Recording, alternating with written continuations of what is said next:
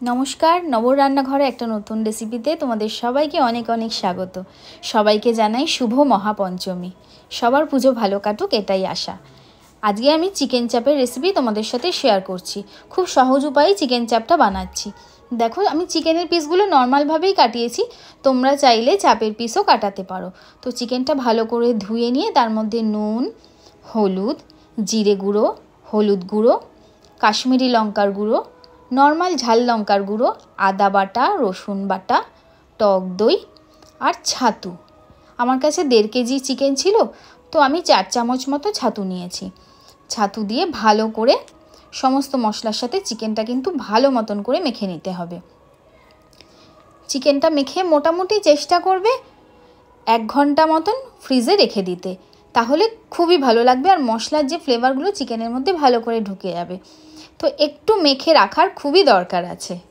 তো আমি এখন ছাতুটা দিলাম, দেখতেই পেলে। এবার ছাতুটা অবশ্যই দেবে, ছাতুটা কোনোভাবেই স্কিপ করা যাবে না। আর এই চিকেনে বলতে পারো পেঁয়াজের ব্যবহার খুবই মিনিমাম। তো লাস্টে দিয়ে দিলাম গরম মশলার গুঁড়ো। আবারও বললাম, ভালো করে মাখিয়ে এটাকে রেখে দিতে হবে। তো কড়াইতে তেল বসিয়ে দিয়েছি। আমি সর্ষের তেল আর সাদা তেল একসাথে নিয়েছি। এর মধ্যে দিয়ে দিলাম তেজপাতা, দারচিনি আর শুকনো লঙ্কা। ফোড়ন দিয়ে দিয়েছি। এবারে স্লাইস করে কেটে রাখা পেঁয়াজটা দিয়ে দিচ্ছি। পেঁয়াজটাকে একদম ভালো করে ভেজে নিতে হবে, খানিকটা বেরেস্তা টাইপের ভাজবো। দেখো কতটা অল্প পরিমাণে পেঁয়াজ আমি কিন্তু নিয়েছি। বললাম না, এই রান্নাটায় একদম পেঁয়াজের ব্যবহার খুবই কম। তোমরা চাইলে পেঁয়াজ নাও দিতে পারো বেরেস্তাটা। এক এক সময় আমি পেঁয়াজের বেরেস্তা ছাড়াই করি। তো পেঁয়াজটা ভাজা হয়ে গেছে, এবার ম্যারিনেট করে রাখা চিকেনটাকে দিয়ে দিলাম। সব চিকেন দেওয়ার পর ভালো করে শুধু কষানোর পালা। ভালো করে কষতে থাকবো যতক্ষণ না মশলার ওই আদা রসুনের কাঁচা গন্ধটা চলে যাচ্ছে। তার জন্য একটু ভালো করে কষতে হবে।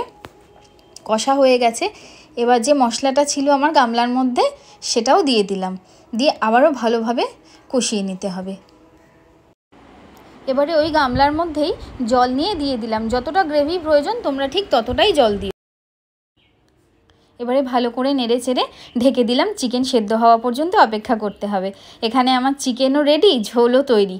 দিয়ে দিলাম অনেকটা পরিমাণ ঘি আর আবারও দিয়ে দিলাম গরম মশলার গুঁড়ো। আর নামানোর আগে অবশ্যই দেবে গোলাপ জল আর কেওড়ার জল। ব্যাস, এবার চিকেন সার্ভ করার পালা।